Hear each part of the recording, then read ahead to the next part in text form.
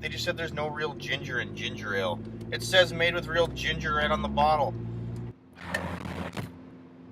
Why you do that? Why you have wind noise? Anyway, hey guys, what's up? So today we're going to do things a tiny bit different. We're going to do the weekly discussion as we normally do, and then I'm going to hop over and show you something else I got going on. I'm not going to tell you what it's about right now, but it has something to do with me getting a different car. Anyway, so today's discussion is going to be on not being afraid to make mistakes, not being afraid to look stupid, and not being afraid to say something or ask something in fear that you would look stupid. I realize that might seem pretty obvious, but there's a story behind it.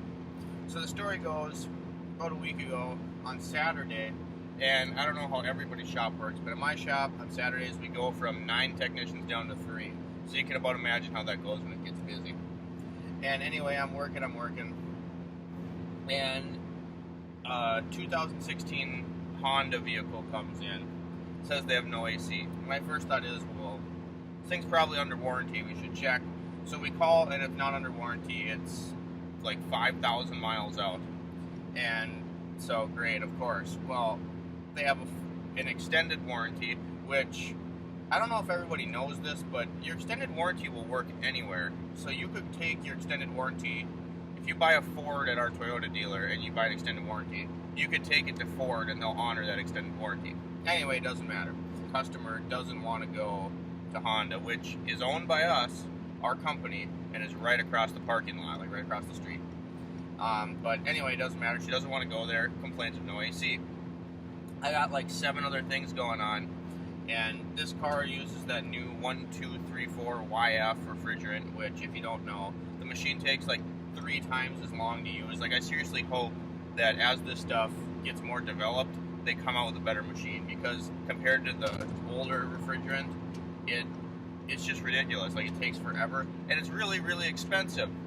So it wasn't too quick to just evac and recharge this system just to see where my pressures were at, because it's expensive stuff, and plus I had like a million things going on, and she was waiting, didn't want to wait for like the 2 hours it would take to use that machine. So I just started doing a visual inspection. Obviously I verify the complaint, there's no AC. Which to me is really odd, because all my bias aside, and like, I like Hondas and Toyotas. If you're going to buy a daily driver vehicle, those are my 2 top brands, hands down. Best quality, can't beat them.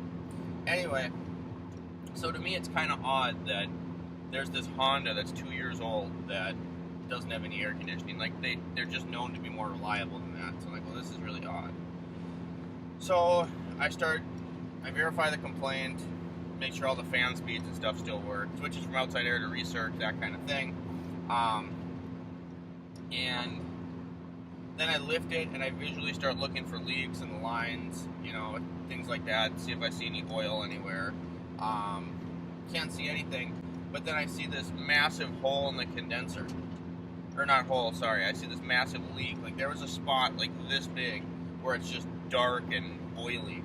Well, it was in the corner, kind of where the O-rings connect, but there's a little bit of dent to it as well. I called my buddy that works at Honda in the Twin Cities I went to school with, and I asked him, like, how often do you see like these issues with these condensers? And he just started laughing and laughing and laughing and laughing. He said one of the issues they had been seeing was the cars were either shipped with too much refrigerant in them or not enough, or the compressors, or sorry, I've been saying compressor, I mean condenser. Anyway, he said, or the condensers leak. And so I was like, great, that's what I found, the condenser's leaking. Like, yep, replace it, recharge. Like, all right. So I get it, and then a few days later it comes to have this new condenser put in, and I evac the system, and it has max pressure, which I've literally never seen before, and it doesn't make any sense. So in my gut, like right then, I was like, this isn't going to fix this issue. Like, I mean, regardless, this compressor needs to be replaced because there's this big oil spot on it, and it's clearly leaked, or is or was leaking. But so that issue has to be addressed, but this doesn't make any sense, and if it's holding full refrigerant still, there's no reason that it shouldn't work. So anyway, I put it in regardless, and the warranty company's covering that failed part, and then I have to dig in deeper a little bit. This car still doesn't work. So I check and the compressor, oh, and then so the other part of the story is these things are so new that Honda hasn't released any of the information to ALLDATA yet, which was part of my original argument this thing should go to Honda, because I have absolutely nothing, like hardly even any. There's some of the stuff there's not even labor times for yet, and a lot of it it's like, oh, we're not going to give you any information at all. No wiring diagrams, no diagnostic aids, none of that. No diagrams for parts, no locations. So I had made like 3 trips across the street to Honda to get some of this information. The wiring diagram was 7 pages long. So I find my powers and my grounds and my relay and all that good stuff. So, like I said in an earlier video, electrical is not my favorite thing, but I work through it, right? And I find out that everything's working as it should, but there's no clutch engagement.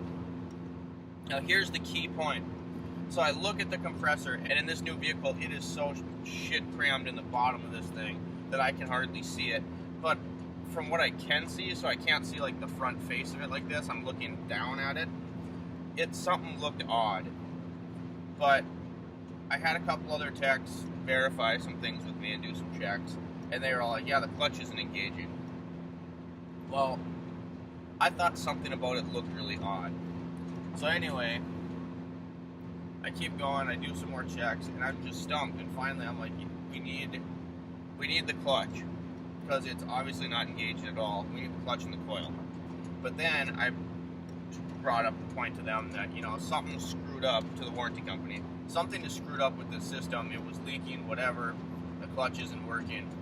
But I can't tell you, with it in the car, if this compressor is going to be failed or not, because I can't get any engagement out of the clutch. Anyway, they approved both pieces, so I get down there, I take it out, and I don't know if you ever, it was horrible. So I had to disassemble the pulley and the clutch and the coil with the compressor in the car. Then behind it was a bracket that you couldn't get out until the compressor was loose. Then you had to fight the bracket out past the compressor being loose. Then you still don't have enough room, so I had to drop the cradle and then pull it out. And then to assemble it, you had to do the same thing. Put the compressor in there and then put the coil on and the clutch and the pulley and all that crap and shim everything while it was a pain in the butt. But anyway, so I get this thing out, and sure enough, there's no clutch on the damn thing. So like I pulled it out and the magnet face is just like destroyed. Like it's just wrecked.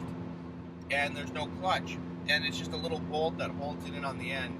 And I'm like, oh my god, that makes so much sense. That makes so much sense. So it fell off somehow. I don't know. But it fell off. And that's what I mean by don't be afraid to ask questions. Don't be afraid to look dumb. Because here's the deal, guys. If I would have told someone, right, and so I got burnt on a clutch or on a compressor when I first went to the back shop, and I'm gonna be honest with you, I don't remember. I'm not super familiar with all the different types of AC systems, but it was on a newer car in whatever, a couple of years ago. It was almost brand new, and it didn't have a clutch. It worked some other way, so you couldn't see engagement and disengagement by looking at it from the outside when you push the AC, and I got burnt on that. So I remember thinking something doesn't look right with this compressor on this Honda that I'm working on the other day, but I didn't want to. I felt really dumb because I was like, well, if I say that, it's just going to be because it's some different style on this. You know, it's only 2 years old. It's probably something new. So I didn't say anything. But if I would have questioned it, someone that was helping me that I had to do a couple of those checks probably would have been like, oh, holy crap. Yeah, it's gone. Not that I didn't figure it out anyway, but it would have saved me a lot of headache and a lot of little tests and checks that I did and a lot of wonderment, you know? And I don't care. Obviously, I don't care. That's why I'm telling you guys this, because this is part of learning. Do I feel stupid? Yeah, absolutely. But that's how you learn, right? And I learned that I'm never going to be afraid to look dumb like that again, because look where it got me. It wasted some of my time. But anyway, I took it all apart, and like I said, there was no clutch, and the magnet face was like destroyed. So I don't know if it had just like combusted, but that clutch did not want to be on that car anymore. So anyway, I get the new one. I have to go back to Honda again because they didn't give me any specs to shim out the air gap for the magnet. So I had to go back there and do that, and it's just a big mess. But anyway, get it in the car, get it back in. Everything's working fantastic. But that was my story today. For right now, like I said, I got something I got to show you. But my story for right now and my weekly discussion point was, don't be afraid to look dumb. You know, it doesn't hurt, and we're just getting going in this field, and I can tell you what, you're always going to have questions anyway. You're never going to learn all of it, so just, you know, it's like they say when you're in elementary school, don't be afraid to ask questions. Well, they had a really good point, because I would have saved myself a lot of time if I would have just swallowed my pride a little bit and been like, hey, I don't think that looks right. So, anyway, don't be afraid to ask questions. Make sure you go out there and get help from other people if you're really struggling. That's how you learn. Just make sure you put in your own effort first. For right now, see you in a little bit. Alright guys, I almost forgot. I was starting to edit the weekly discussion video, and I forgot about the second part because last night I had to teach Taekwondo and I got really tired. So I'll be right back. Here it is. This is what we're talking about. This envelope. So you can see here, it's a mess. I'm just going to get one. We're going to look at one of them.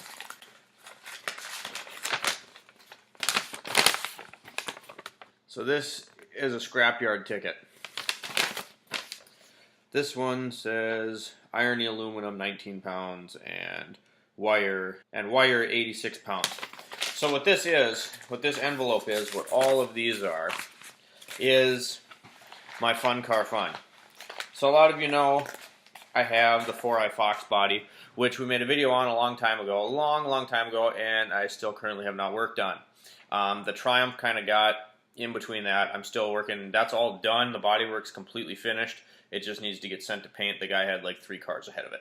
But anyway, so I have my own project cars, but there's always been a couple cars that I've really wanted to get.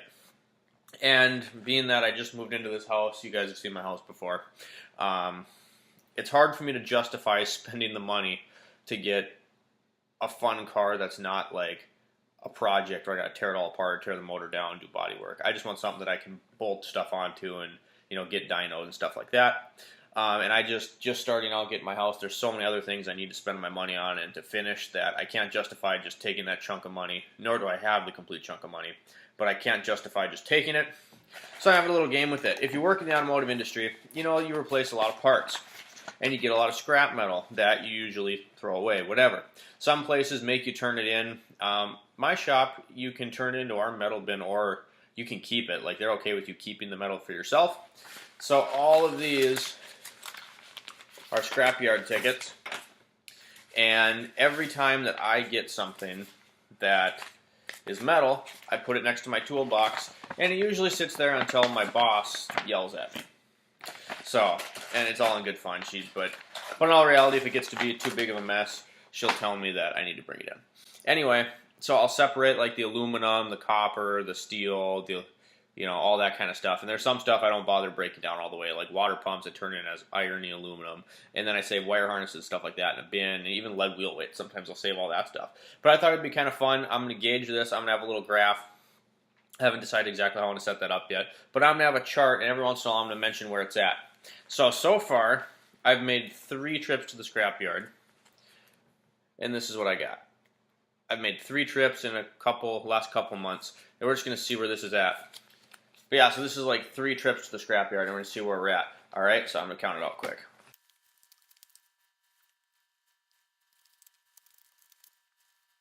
Alright, so far we got $480 in 2 months probably, maybe a little more, 2.5 months. It definitely hasn't been 3 months yet. I'd say 2 months. So, what kind of car am I looking for, you might ask? Well, it's kind of up in the air right now. It's a dead tie toss-up between a 3000 GT VR4 and an S197 Mustang. Now, yes, the Shelby is my end goal. But for something like this little project where I'm just trying to use scrapyard money to buy a car, that's just not going to happen. I'm not going to wait till I have $30,000 to buy a Shelby. So it's going to either be an S197, which I do want alongside a Shelby one day anyway, because I want one of them that I can modify and mess with. Obviously, the Shelby's going to stay stock. But yeah, it's kind of a toss-up, and I think it's going to come down to, like, I'm leaning more towards the VR4 just because there's so much technology there. And if you've watched some of my reviews, you've seen the Dodge Stealth video, and that was just such an experience for me. The turbos, the all-wheel drive, just the look of that car. I mean, if you haven't watched that video, go watch it out. It's in the car reviews playlist. But yeah, so it's going to be kind of a little update with this that we're going to do with this little fund here and just see how far we can get. Now, I haven't decided completely yet if I'm going to keep it completely to scrap metal or if I'm going to add in cash spiffs at work. So like some places like ours, if you do flushes, you get little stickers and they cash you out. I might include that. I also might include spare change, but that would be the only couple things that are going to be included in this. Would be, if anything gets added, spiff money and change, like pocket change. Otherwise, it's all going to be this. And either way, we're going to be able to see how much this is contributing because I have all the slips, all the payment slips, and the money in a separate envelope in the safe. So anyway, I just kind of wanted to share that with you guys. We'll keep that updated.